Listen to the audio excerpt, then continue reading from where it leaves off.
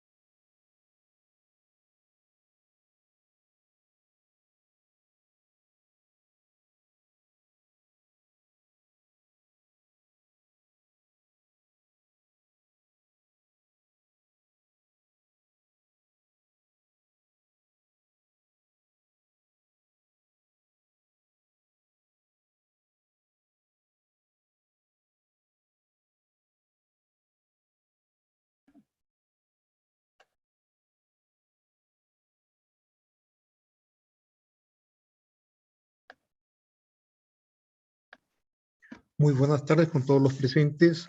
Hoy viernes 4 de febrero tenemos el tema de TLIC, que es el glaucoma, a cargo del médico Marco Antonio Purizaca Pareja.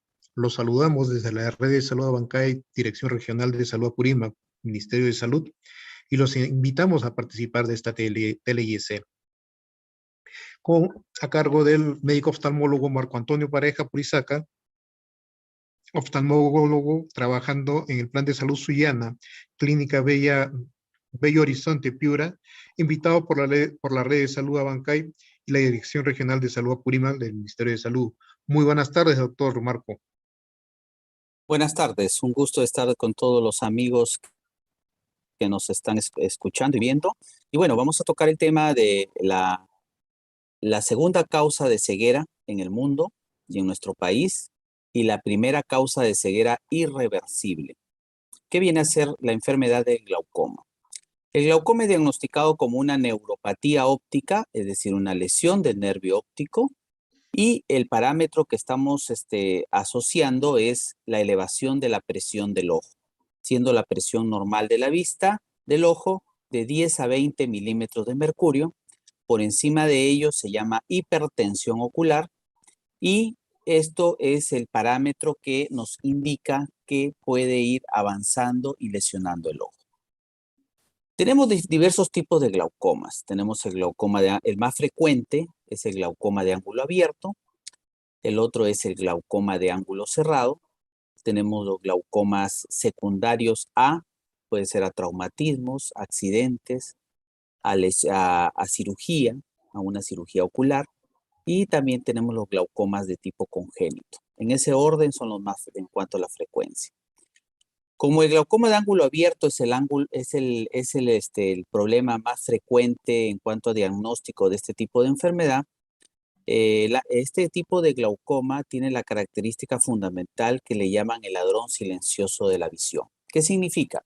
Que nosotros no nos damos cuenta que esta enfermedad va apareciendo y va destruyendo el nervio óptico. Cuando hay este tipo de problemas, nosotros vamos perdiendo el campo visual y al final vamos a tener una visión tubular. Toda esta zona la vamos perdiendo. Se llama la reducción del campo visual. Entonces, cuando ya estamos con una visión tubular, ahí nos damos cuenta que nos tropezamos, nos golpeamos, no vemos cuando cruzamos la calle, podemos sufrir accidentes y ahí se diagnostica este problema. Entonces, la edad más frecuente, estamos asociados a partir de los 35 años para arriba, y el diagnóstico rosa, náuseas, vómitos y dolor de cabeza intenso. Esto en los establecimientos de salud, generalmente en los hospitales, cuando llega el paciente con náuseas, vómitos y un gran dolor de cabeza, de manera reactiva la persona tiene hipertensión arterial. Entonces, generalmente estas personas que llegan con un glaucoma agudo, los servicios hospitalarios, al tomarle la presión arterial, le van a encontrar la presión arterial alta y le empiezan a dar tratamiento. Tratan de controlarle, generalmente pasan las horas, esto no mejora, le atribuyen a un problema refractario, pero no han tenido la precaución de revisar el ojo, porque vamos a ver una pupila dilatada, media opaca, poquito roja o un rojo intenso, dependiendo, y la persona te va a decir que tiene un dolor. Dolor no solamente te lo va a orientar acá, sino te va a decir un dolor en faja. Entonces, el gran problema que tenemos es el diagnóstico tardío de este glaucoma agudo, porque hay que darle un tratamiento de emergencia y este paciente debe ser intervenido quirúrgicamente de forma inmediata una vez que se estabiliza. Entonces, aquí es importante que las personas que atienden emergencias en los servicios hospitalarios o en los establecimientos de salud también deben evaluar el ojo en caso que fuera este problema de un glaucoma agudo. Las otras causas de glaucoma pueden ser secundarios a cirugía. A veces cuando nosotros operamos diversos pacientes, ellos pueden tener elevación de la presión ocular por el uso de medicamentos. pero más frecuente es la automedicación. ¿Por qué? Porque hay personas que van a las farmacias, a las boticas y le recetan corticoides. El corticoide de uso prolongado puede dar elevación de la presión del ojo y puede haber deterioro visual y pérdida progresiva de la visión por el daño en el nervio óptico. Y otro que es otra de las causas que son de tipo, que es una emergencia, son los glaucomas congénitos, en el cual las características, eso sí, esos niños sí deben ser operados de forma inmediata y de manera urgente para detener el proceso. Y en estos casos tienen la característica del buftalmos, es decir, un ojo de buey, es decir, que no queda ninguna partecita blanca de la vista. Esta parte que tenemos nosotros blanco, entre lo negrito y lo blanco, no se ve en el niño, se ve todo negrito. Nosotros le llamamos buftalmos porque esa es una característica típica de un tipo de este tipo de glaucoma y necesita ser operado de forma inmediata estos casos. Como regresemos a los glaucomas de ángulo abierto, en los cuales nosotros vamos a determinar que no hay signos, no hay síntomas, no hay mayores molestias. Acá nosotros, personas mayores de 35, 40 años deben evaluarse una vez al año con el oftalmólogo. Si tenemos antecedentes familiares que tengan glaucoma, también hay que hacerse la evaluación. Hay una incidencia que si el papá o la mamá tiene glaucoma, el 50% de los hijos va a desarrollar algún tipo de glaucoma en algún momento de su vida, entonces hay que hacerse la evaluación. Por la experiencia que tenemos es que la primera generación de padres con glaucomas a sus hijos, nosotros lo detectamos entre los 45 y 50 años. En la segunda generación, entre los 30 y 40 años, y la tercera generación lo encontramos ya estadios incipientes de esta enfermedad a partir de los 18 a 20 años. Y no solamente deben tener síntomas de glaucoma de ángulo abierto o elevación de la presión ocular. Nosotros mediante el fondo de ojo podemos determinar daños a nivel del el fondo de ojo, daños a nivel del nervio óptico y también a través del campo visual o la campimetría. La campimetría es una herramienta muy importante para nosotros los oftalmólogos para determinar si esta persona presenta algún tipo de daño en el campo visual. Así que es importante tomar en cuenta estos datos para que las personas puedan conocer, evaluar y determinar el momento más oportuno para para evitar que no haya un deterioro. Esta enfermedad es irreversible, como repetí al inicio de la exposición. Es decir, el daño que te ha hecho en el nervio óptico no vas a volver a recuperar la visión que tenías antes. Por eso, mientras más temprano nosotros diagnostiquemos, más factible será detener el proceso de este deterioro visual. Ahora nosotros los oftalmólogos tenemos muchas herramientas. Una de las herramientas es, en primer lugar, las gotitas oftálmicas, en las cuales pueden actuar a diversos niveles, a nivel de la zona donde se drena el humor acuoso, donde hay para mejorar la perfusión del humor acuoso. Hay otros que actúan a nivel de donde se forma el humor acuoso, y también hay gotitas que te ayudan a mejorar y perfundir la nutrición a nivel del nervio óptico. Entonces tenemos goteritos que pueden ayudar en cuanto a la respuesta y mejorar el tratamiento. Si no va bien, ahora tenemos otra herramienta que es el láser. El láser nos ayuda bastante para no usar tantas gotas, poder controlar la presión del ojo. Y, generalmente yo lo estoy indicando en personas jóvenes, en edad productiva, generalmente cuando estoy entre los 40 y 50 años, que están bastante incómodos con el uso de las gotas. Entonces se les puede controlar y van bien. Y esto hay que repetirlo, hay que ver si es necesario repetirlo cada 4 o 5 años ese procedimiento. En caso que la situación sea muy agresiva, ya tenemos que entrar al procedimiento quirúrgico que se llama la trabeculectomía, en el cual hay que hacer ya una intervención quirúrgica para mejorar el circuito del humor acuoso para que no se quede y pueda drenarse con mayor facilidad. Y un tratamiento mucho más agresivo y en caso que fracase el resto de tratamientos es colocar la válvula. Es una valvulita que se coloca en la parte superior del ojito, en la cual esa valvulita nos ayuda a que haya facilitar el drenaje de la cámara anterior y perfunda a través de todo el sistema ocular y pueda drenar ese tipo de, el humor acuoso. Entonces, tenemos muchísimas alternativas para detener este tipo de procesos y nos ayuda bastante para el pronóstico visual.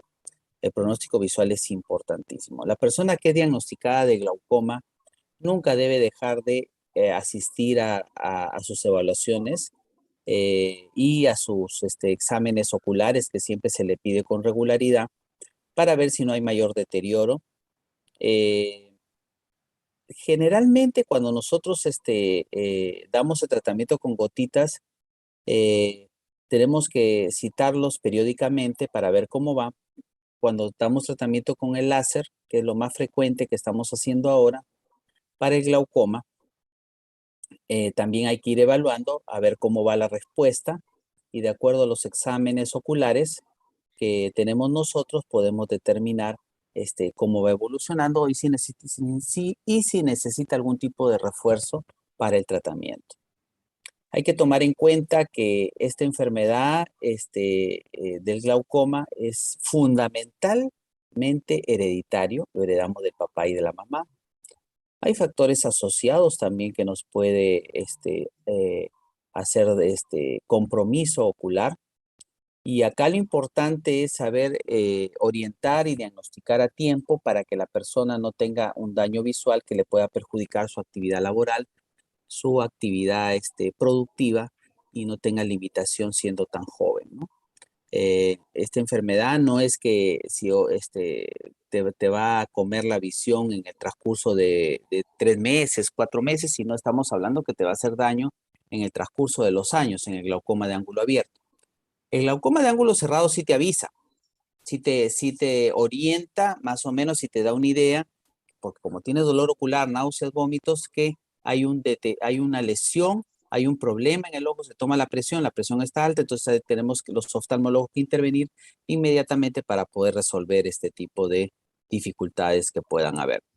Pero acá el hincapié hay que hacer en los servicios públicos y en los servicios donde atienden emergencias, no confundir, que es el gran problema que tenemos, que lo confunden con hipertensiones arteriales refractarias, y la hipertensión arterial no es que no baje porque es refractaria, sino porque tiene un componente asociado, que fue el factor gatillante, que fue la elevación de la presión de un ojo, que produce esa sintomatología y que tiende a confundir a la persona que lo evalúa y solamente encasillarlo como una hipertensión arterial refractaria.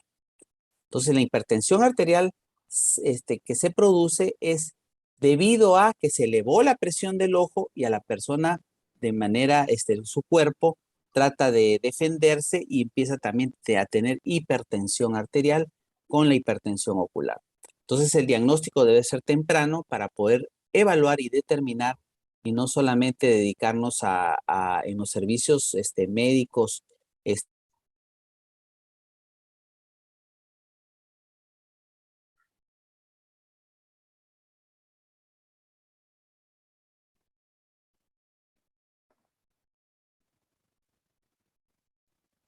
Doctor Marco, doctor.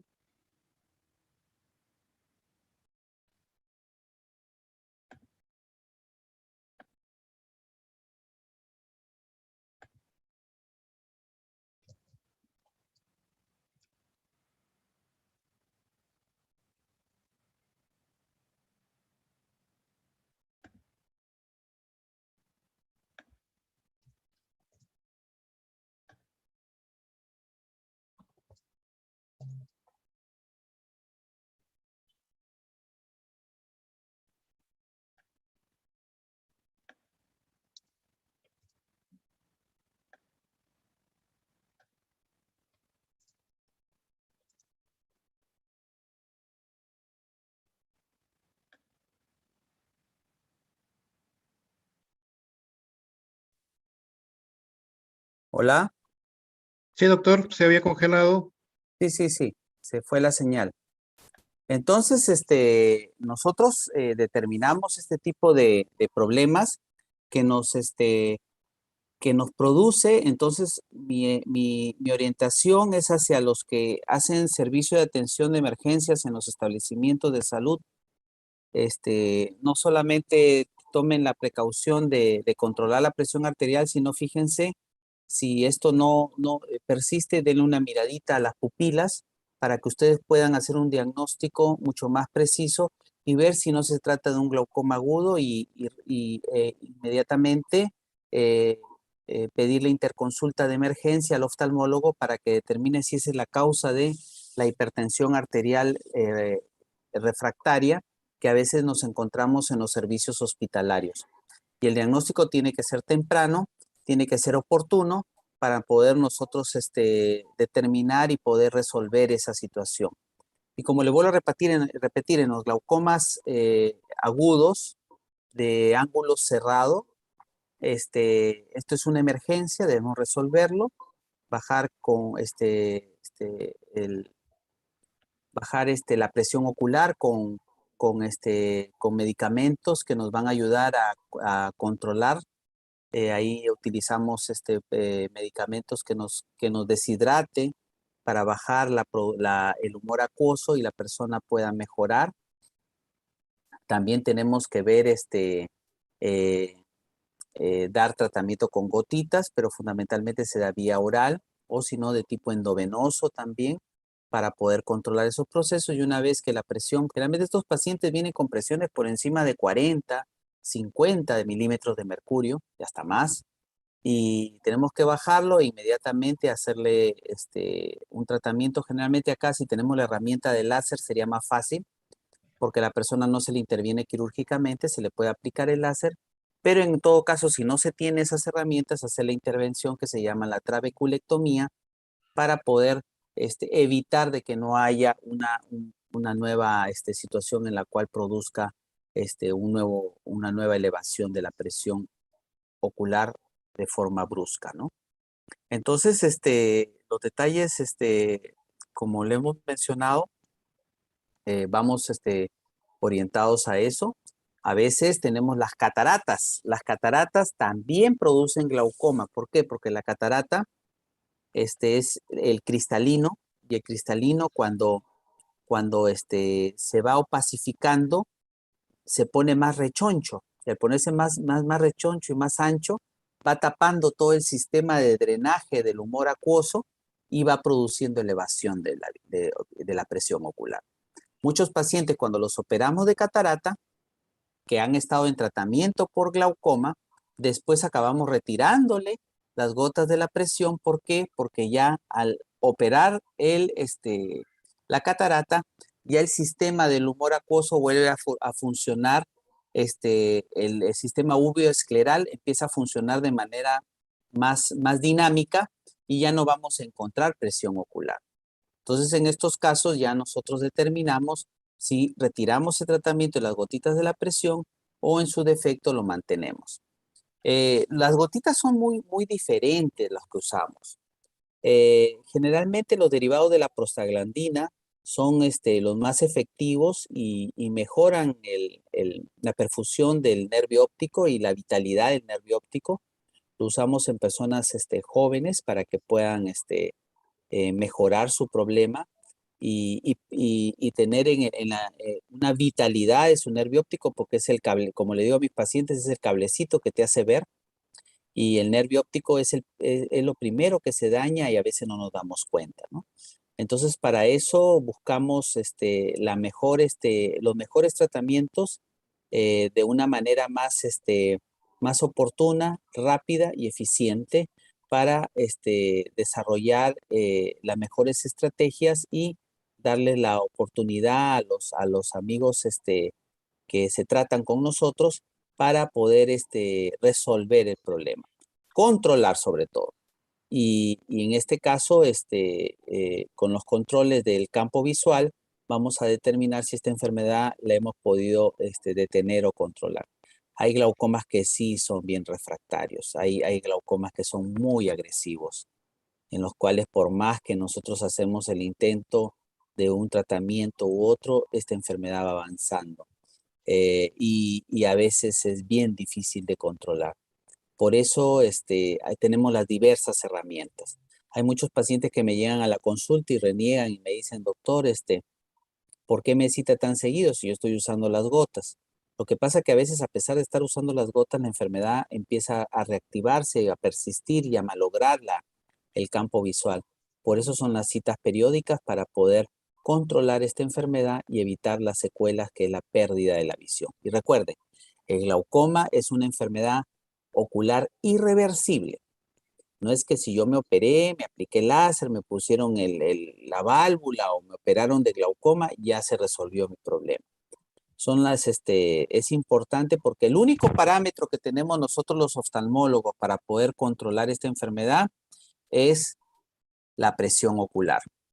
Hay teorías que nos están mencionando que hay otros factores que puedan inducir o producir la aceleración del daño de esta neuropatía óptica, pero todavía estamos en una etapa de que todavía hay dudas. Hay varias dudas con respecto a ello.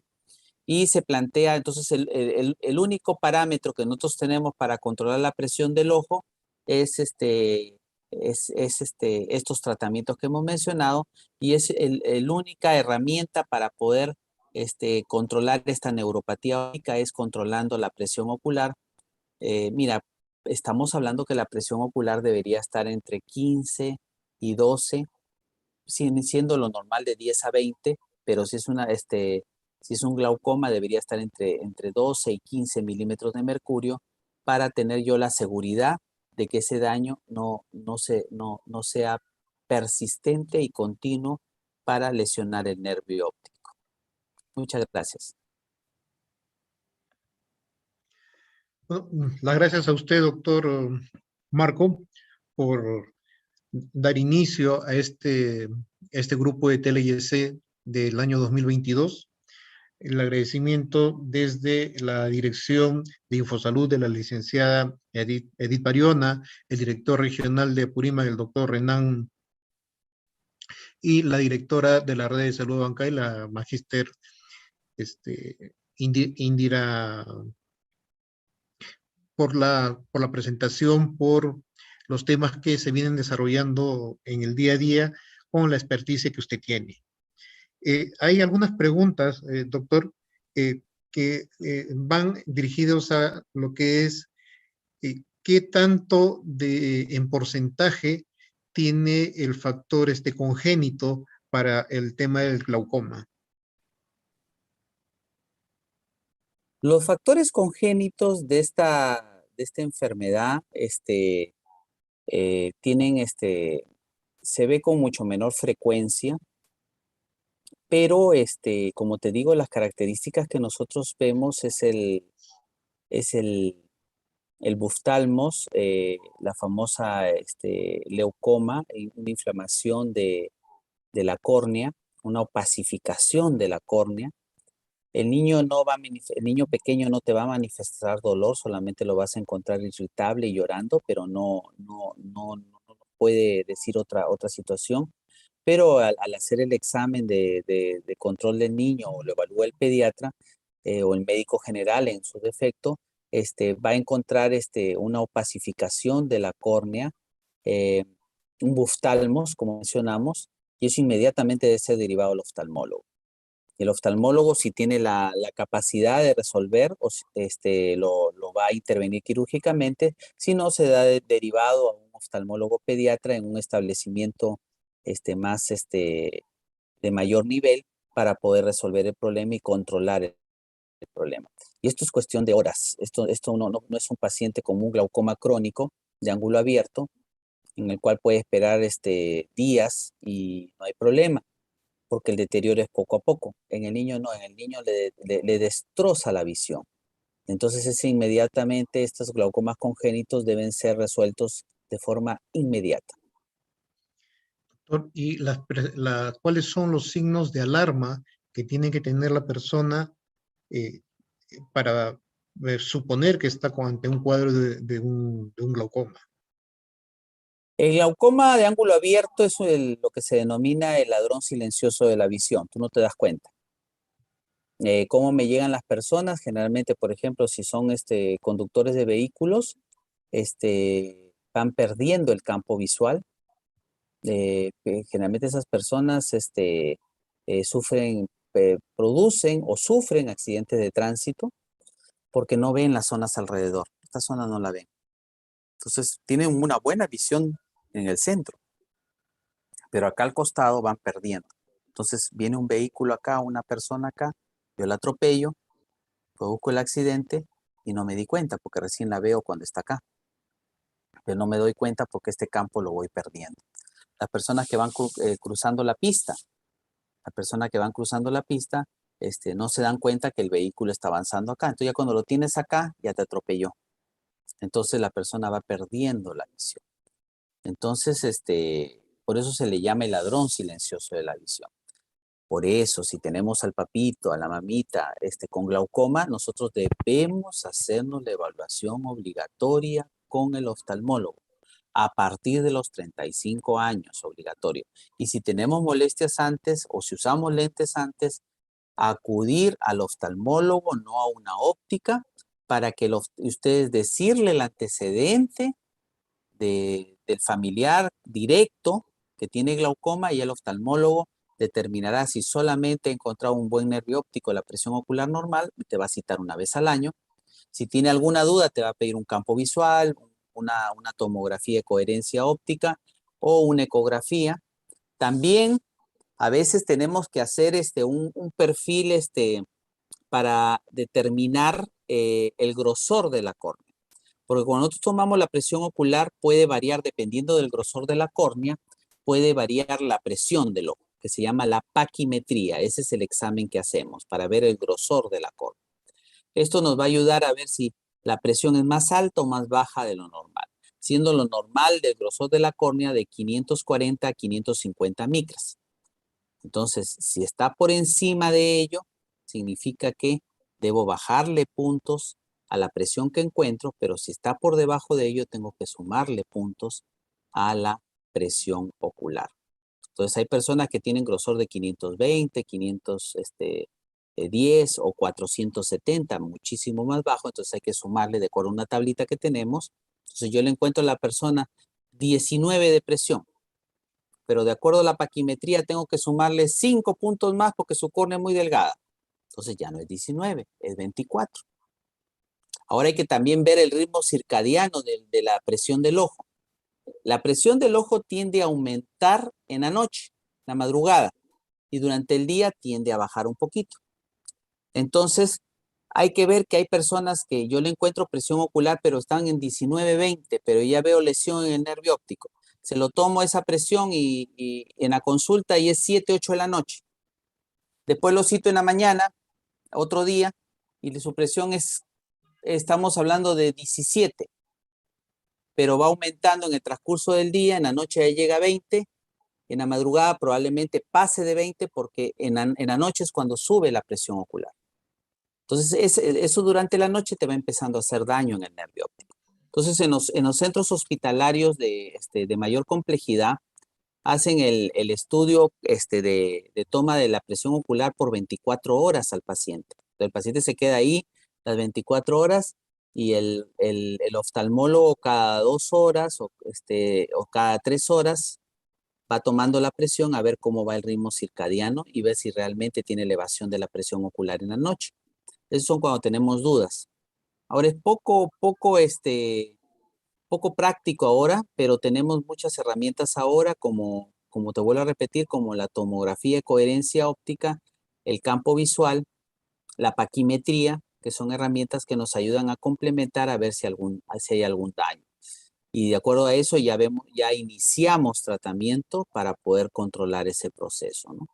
Y con eso preservamos, conservamos y mantenemos el nervio óptico, que es el objetivo fundamental para que esta enfermedad no avance más. Los invitamos a los participantes a poder hacer las preguntas mediante el chat del Zoom. Y tenemos una pregunta, doctor, si el glaucoma puede ser producto de algún tipo de accidente, algún trauma ocular. Sí, sí, los traumatismos oculares también pueden pueden producir una elevación de la presión del ojo. Eh, Hay enfermedades como las uveitis, que son inflamaciones del ojo, en el cual todas las estructuras del ojo, cuando hay inflamación del iris, empieza a pegarse al cristalino, obstruye el circuito del uvio-escleral y se eleva la presión del ojo.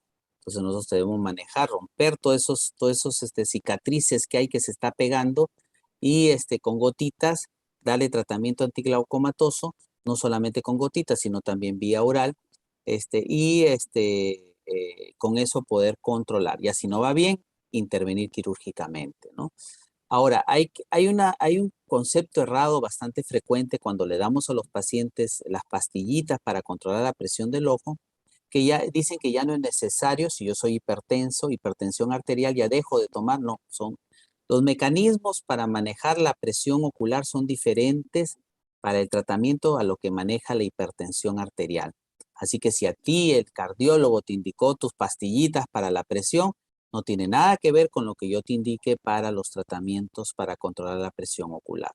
Y ahora esta herramienta de láser me está ayudando bastante, bastante porque sin ser tan agresivo, con una operación que antes hacíamos, como era la trabeculectomía, la colocación de las válvulas, este, ahora el láser me está ayudando bastante para controlar estos procesos sin necesidad de operar, porque el láser es un tratamiento ambulatorio, es un tratamiento rápido y me ayuda a manejar mejor al paciente, no usar que después del tratamiento no use tantas gotas, entra caminando, sale caminando y se puede ir a su casa tranquilamente sin tener un posoperatorio como cuando hacemos la intervención quirúrgica del ojo. Y ya son muy pocos pacientes que llegamos a la trabeculectomía o la colocación de válvula. Doctor, ¿cuál es la incidencia en lo que respecta al sexo? ¿Es más en los hombres o es más en las mujeres? Mira, realmente en nuestra población tenemos una incidencia poquito más alta en mujeres, poquito más alta, pero no es que sea algo significativo. Pero es así. En raza de piel oscura también, de ascendencia africana también hemos tenido bastante frecuencia, pero esto ya es algo que, que lo que pasa es que tenemos pocos datos en nuestro país. Se determinó que era un gen que estaba determinado en cierto locus, que nos daba la incidencia que podíamos tener un glaucoma de ángulo abierto. Se encontró en una población de Chincha que podían tener, pero por ejemplo yo trabajo en el norte, en el norte de nuestro país, en Piura, encontramos una incidencia bastante alta y no tiene nada que ver con el tipo de raza que tengamos, sino, como te digo, ya es algo ya más universal. Ahora también los hábitos, también de vida, también nos pueden alterar ese tipo de problemas. Entonces, hay que determinar cuáles son los factores asociados ambientales que puedan originar, que puedan aumentar la incidencia de este tipo de glaucoma, pero aún sigue siendo muy controversial este tipo de, de planteamientos, pero por ejemplo, a los pacientes pues se les indica pues que tengan hay que ver qué tipo de ingesta, si es ingesta de alcohol. Otros, el vino tinto es bueno para mejorar el, la perfusión del humor acuoso. Hay diversos tipos de alimentos, frutas que te pueden mejorar ese tipo de metabolismo, pero definitivamente el alcohol y el fumar son factores que puedan incidir y aumentar la posibilidad de sufrir con mayor agresividad este tipo Doctor, en caso de niños que se presente el cuadro de glaucoma y es tratado en forma adecuada y en forma inmediata, ¿qué tanta posibilidad hay de que se vuelva a presentar el cuadro a partir de los 35 o 40 años? Mira, el niño que que presenta este tipo de glaucoma no va a tener una visión normal. Generalmente llega a tener una visión baja. Va a necesitar asistencia de anteojos o asistencia de ayudas visuales bastante permanente y va a requerir tratamiento siempre. No es que se haya resuelto el problema. Lo que hemos hecho con el tratamiento, con la operación, es controlar la presión ocular, pero hay que hacer un seguimiento continuo y permanente para evitar que por lo menos esa persona, ese niño tenga una actividad lo más normal posible y pueda desenvolverse y tener una visión no normal, no va a tener una visión normal, pero por lo menos controlarlo bastante bien y evitar las complicaciones. Bueno, muy agradecido, doctor, por la ponencia de un tema muy importante, muy poco visto por los médicos generales, más por los especialistas, y estaremos nuevamente dentro de este ciclo de tele-IEC con los diferentes, con el pool de especialistas que tenemos trabajando en conjunto en una nueva oportunidad. Una vez más, agradecerle por el tiempo y por el tema tratado en esta oportunidad. Muchas gracias. Nos vemos. Hasta la próxima. Muchas gracias.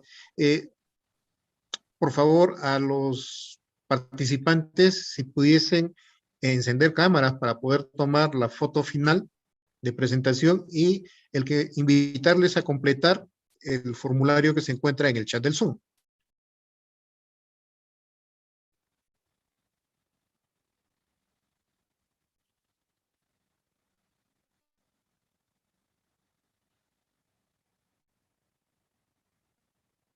Por favor, si pueden activar las cámaras para poder hacer la foto de fin de presentación, se les agradecería mucho.